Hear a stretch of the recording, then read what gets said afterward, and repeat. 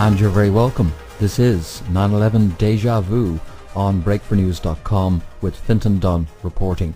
It's part 2 of our look at 9/11 and the Wall Street Boys, and in part 1 we were hearing from the currently imprisoned hedge fund trader Martin Armstrong. Armstrong's take on the Wall Street Club as an insider proving extremely valuable. If you'd like to listen to part 1, just take one day off the date of this audio to listen to that. So we're going to continue on with some more from Martin Armstrong, but we'll also be hearing from Murray Rothbard, who was the Dean of the Austrian School of Economics and is the founder of libertarianism, and he's got some great insights on this also. Remember, what we're doing here is looking at the 9/11 issue in the context of Wall Street's actions and in the context of the financial scandals which have erupted in the last couple of years. And we're asking if the motivation for 9/11 was bigger than merely some oil pipelines in Afghanistan and a few extra bucks for the military-industrial complex, if in fact it was about the in excess of $200 trillion of wealth which is missing from the United States. In that context, it's good to understand the history of all this. Those who do not understand history, as they say, are doomed to repeat it, and those who do not understand the history and structure of Wall Street are never going to get to the bottom of the 9/11 issue.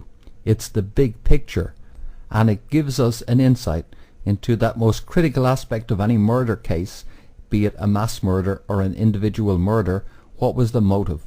So let me expand on the motive. And this is an area I know some forum members are plugged into, and that's to our advantage, that we have an understanding of how the financial systems operate.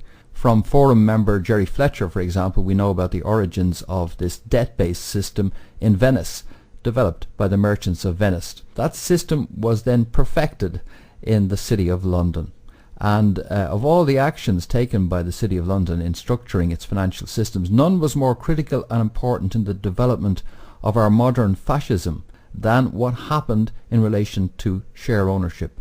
Insurance companies holding those shares on behalf of investors who were investing for retirement or for return effectively transferred huge power to those insurance companies. Those insurance companies peopled by the very same people who peopled the banks and the key corporations who benefited from that money coming into the system. And this was one of the great innovations, reform of the markets, to create this thing we call Wall Street. And if we look at what it did structurally, what it did was it invented a new way of capitalizing capital.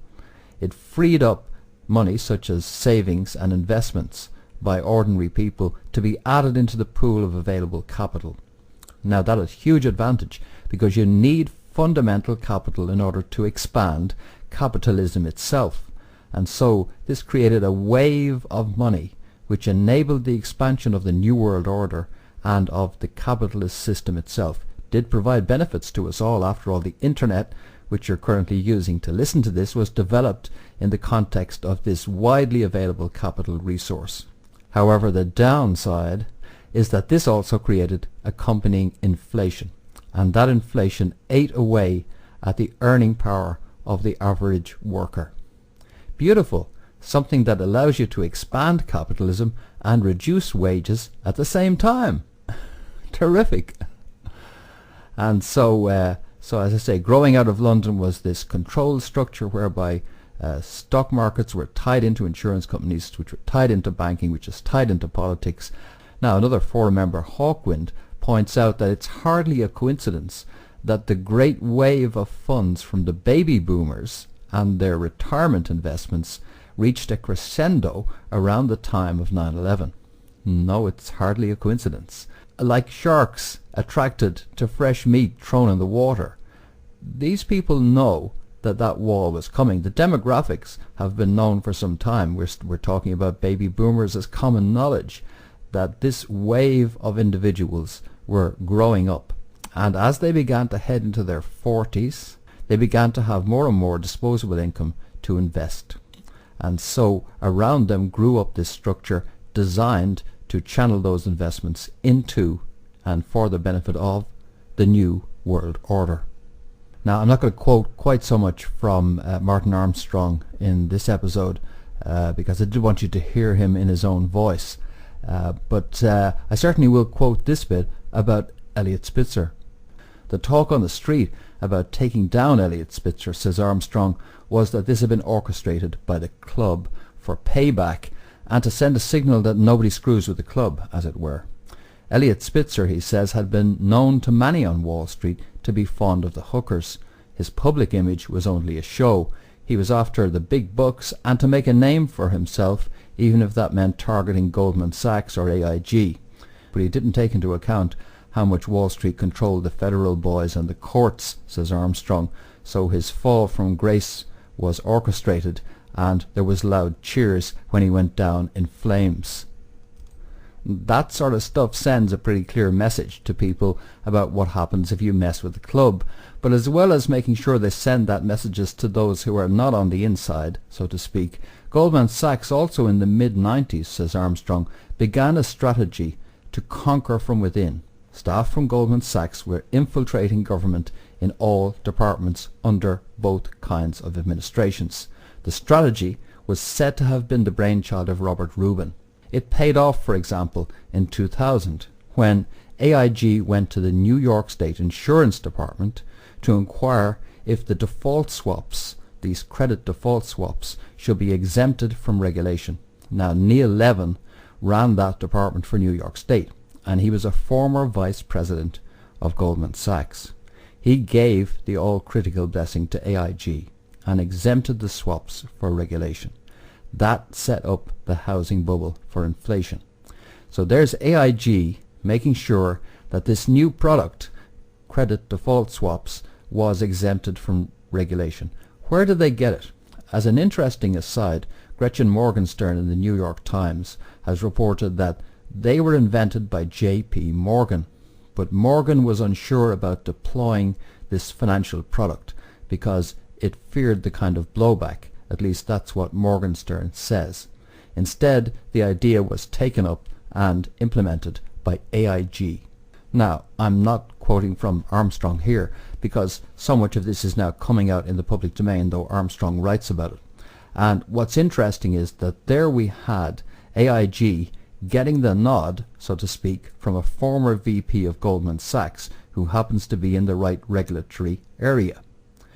And that's interesting, because Goldman Sachs underwrote about $33 billion worth of those dodgy mortgages with AIG. They were by far and away the largest purchaser of this new AIG product, which allowed you to insure against the possibility of the mortgages underlying your bonds defaulting. So, beautiful, because that was vital, because these bonds were constructed to default. Some of them began to move into negative rating territory within months of them having been disposed of by Goldman Sachs onto the market. And Goldman Sachs was going to AIG and it was taking out all the insurance it needed on the riskier aspects of this business. Now, AIG is offering this insurance all around town, and in the end 16 different banks have got exposure to AIG because AIG offered to pay them if everything went belly up, and of course there's no way they could possibly come up with the necessary money to pay everybody. You see, without AIG offering that insurance, none of that inflation of the housing market stuff could have happened. So how come AIG is acting in the role of being the one who's left standing when the music stops playing? AIG was the dedicated fall guy in all this. So the question is, did AIG know they were the fall guy? And what did Goldman Sachs know? They certainly knew enough. At the same time that they were selling these products and then insuring them with AIG, they also began to bet against their own products in their own private trading. So they knew something was coming, and in December 2006 they, according to the public record, had a change of heart, began to be a little bit more prudent in relation to the mortgage market, felt that maybe it was a little bit overblown, that's the spin, and so they began to hedge their bets, so to speak. Or did they? In fact, it seems that the volume of trading they were engaging in was far out of proportion to that required to hedge their own position. They were in fact making major bets that the entire mortgage market was going to go belly up. Now, Martin Armstrong says that one of the reasons they were doing this at the time they were doing it is because Alan Cohen, former Goldman executive, had been appointed as the receiver of his company. He had access to Armstrong's research, which indicated that the mortgage market would peak naturally in 2007. So Goldman knew, and there's something even more amazing indicating that they knew. Not only were they betting against their own clients, but they were also betting AIG's failure. That information came out in testimony by Stephen Friedman, a former CEO of Goldman and one-time New York Fed chairman, and he was called to testify in Congress. Well, the Wall Street Journal had written, Goldman hedged its exposure by making a bearish bet on AIG, buying credit default swaps on AIG's own debt. Wow. Not alone were they laying off the risk on these dodgy mortgages onto AIG, I'm saying by arrangement, but also they took out insurance on their own insurer. Like I say, it looks like Goldman Sachs knew well what they were up to. But all of this is bigger than just Goldman Sachs, and what's going on has got implications well beyond the reach of Goldman Sachs. One of the reasons for that is that the housing bubble was a strategic vital interest of the New World Order for a couple of good reasons. The first one is that the whole globalization project, which we now see has been unleashed by the wave of capital from the baby boomers and other sources, that whole wave of globalization has been running into some problems during the course of the 90s. Resistance from the US population to the North American Union plans, for example, resistance in the European Union to the European superstate. They still had not achieved the necessary globalization deals at a trade level, and they were running into this resistance. With the failure of the dot-com bubble, and these people had been bubbling ever since the early 80s, and the dot-com was just another one, but with the failure of that, they needed another bubble to keep the globalization project going. Because without that appearance of wealth in the United States, which made it such an attractive consumer market, they couldn't trade off the potential of that market for the deals they needed, unless they had that consumer market sucking in product from around the world. That's what made it possible for them to at least try to get a deal. So that's the first reason. If that flow of capital and cash stops, globalization stops too. So that makes it a strategic interest to have a housing bubble. The second reason is the war in Iraq. The US military and the power structure had learned a great deal from the Vietnam War, and one of the most important and fundamental things they learned was the need to manage domestic opinion. So to manage public opinion, one of the most important things is to make sure everybody feels pretty good, because then they're not going to be interested in protesting or objecting to what's going on. And the best way to keep everybody feeling pretty good is to make sure they have plenty of loose change in their pockets, and that comes from all the people wildly taking out second mortgages and the orgy of consumption which accompanied the housing bubble. That's the kind of backdrop which a war required. And if 9/11 is a planned event, then the war in Iraq is planned also, and so is the financial background against which that war takes place. So those are reasons why the housing bubble is no accident. They're reasons why Goldman Sachs knows exactly, is cognizant of what it is doing, and probably AIG is cognizant of what it is doing. The question is, who is and who isn't cognizant of what's going on? Now the answers come from careful study, and there are different aspects to looking at this issue of Wall Street. You can look at Wall Street from a pure financial perspective, which Martin Armstrong has been very good at giving us that perspective on things. But also, as we know, Wall Street and politics meet each other. And so for a political perspective on these matters, we're going to turn to Murray Rothbard. Now, the reason that libertarian Murray Rothbard is interesting to us is that we need to understand the relationships between financial and financier structures and the political structures. And there's an important reason why. Because right now there's a spin going down in relation to Goldman Sachs, and we have to be very careful that we don't end up focusing on Goldman Sachs to the exclusion of everybody else.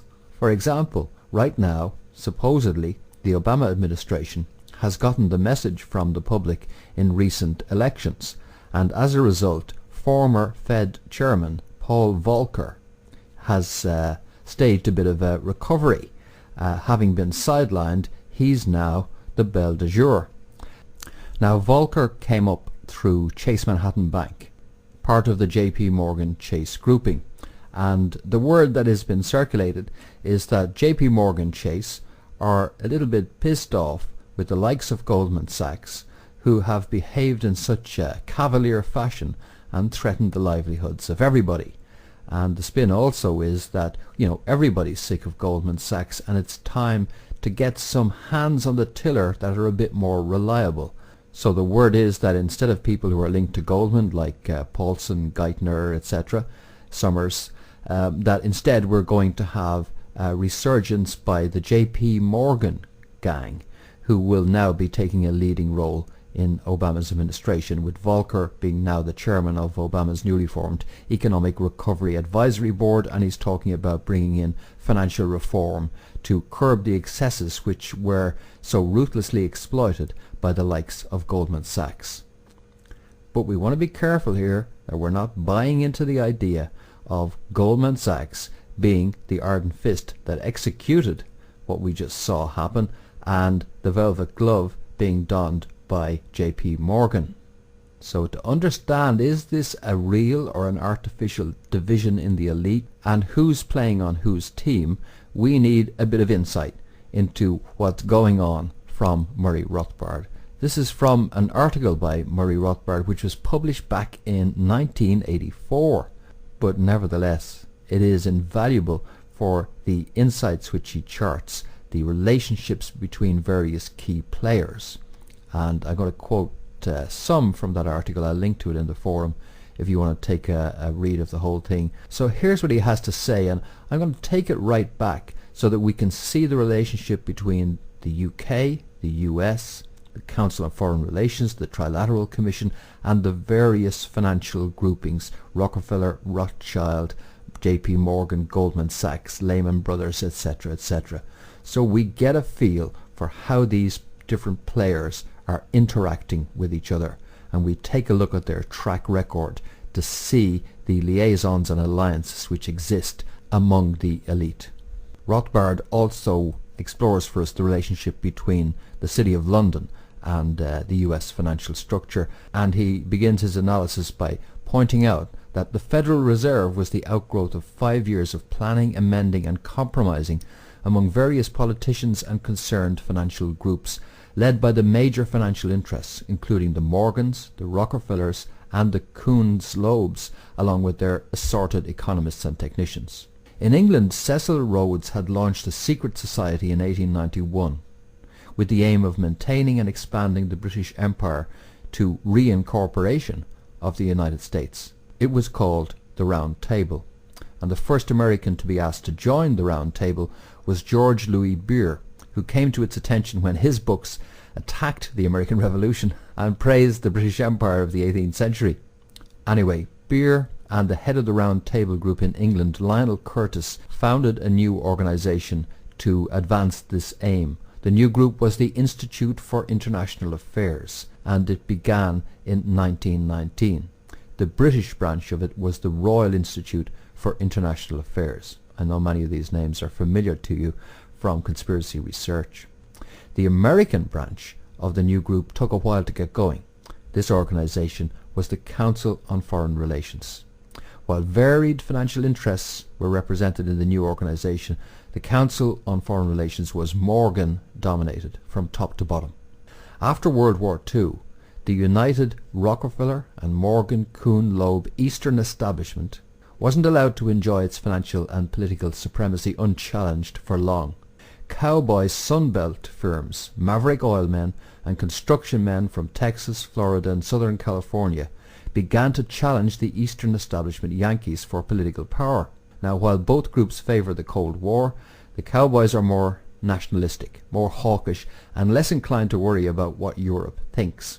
They're also much less inclined to bail out the now Rockefeller-controlled Chase Manhattan Bank and other Wall Street banks that have loaned recklessly, leaving the US taxpayer to pick up the tab. It should be clear that the name of the political party in power, writes Rothbard, is far less important than the particular regime's financial and banking connections. The foreign policy power for so long of Nelson Rockefeller's foreign affairs advisor Henry A. Kissinger, who was discovered by Chase Manhattan's John McCloy, is testimony to the importance of financial power, as is the successful lobbying by Kissinger and the Chase Manhattan head David Rockefeller to induce Jimmy Carter to allow the ailing Shah of Iran into the United States, thus precipitating the humiliating hostage crisis and, by the way, preventing Iran from withdrawing its funds from the United States because they've been frozen as a result of the hostage crisis. Now, Rothbard points out that despite difference in nuance, it's clear that Ronald Reagan's originally proclaimed challenge to Rockefeller-Morgan power in the Council of Foreign Relations and to the Rockefeller-created Trilateral Commission has fizzled. This is 1984. He's saying that the Reagan Revolution is over already, and that Reagan, who started out denouncing the trilateralists, in the end was subsumed by the system he sought to challenge. But in July 1973, a development occurred which was to have a critical impact on US foreign and domestic policy, writes Rothbard. David Rockefeller formed the Trilateral Commission as a more elite and exclusive organization than the CFR. Jimmy Carter and his administration were virtually complete creatures of the Trilateral Commission, he writes.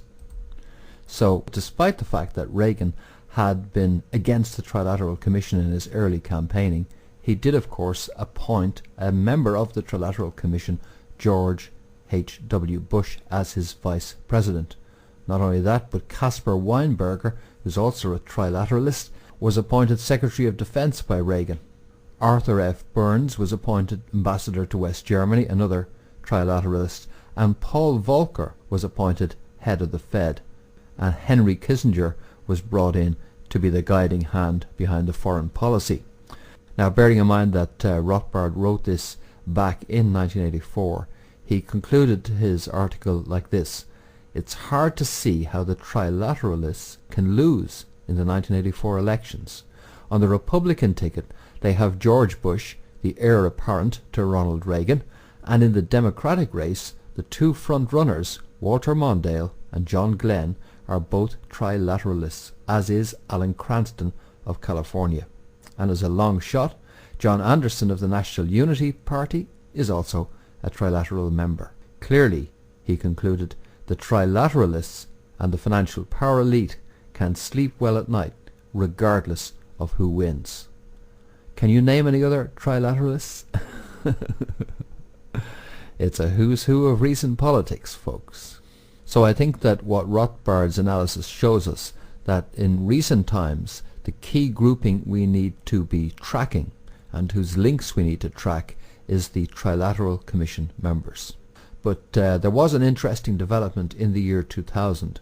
That was when the Rockefellers and the Morgans joined forces, forming J.P. Morgan Chase from J.P. Morgan and Chase Manhattan. The question is, was that a significant event? This is something that took place in the financial arena about a year before the 9/11 attacks took place. And by the way, if I had to ascribe to a camp particular individuals, I would say that Martin Armstrong, whose analysis we were getting in part one of this audio, is in the Morgan camp. Armstrong is somebody who has got more bones to pick with the Treasury than he does with the Fed. And as institutions go, the Fed is more allied with the Morgan camp and the Democratic Party, and the Treasury, as you know, has been in the hands of Goldman Sachs. Now, when you start tracking out from Goldman Sachs, it is a list of all the usual suspects. From Goldman Sachs, tracking out through their key executives, etc., we link to a very important bank, Deutsche Bank, which should not be left out of our calculations. Also to well-known names like Wachovia, AIG, Merrill Lynch, Ford Motor Company, 3M, Wells Fargo, and the Brookings Institution, just to name a few. I'll post a graphic illustrating some of the Goldman Sachs links in the forum. Now, I haven't attempted to give a whole load of answers here, because I think the answers should be slow to come. They should be formed on the basis of good research. But I do think that we can work outwards from the Trilateral Commission in the political arena, and from Goldman Sachs in the financial arena, to begin to track who is at the core of what has been happening, especially over the last 10 years.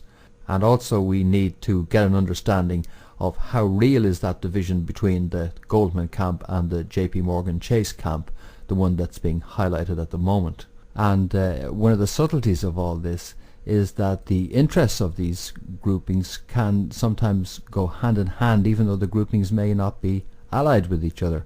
For example, Rothbard points out that during the 30s the Rockefellers were pushing for a war against Japan, because they saw Japan competing with them for oil and rubber resources in Southeast Asia. So Japan was their focus, and they were non-interventionist in relation to Europe, because they had close financial ties with huge German industrial firms such as IG Farben and Company, and not much links to Britain and France. That's the Rockefellers.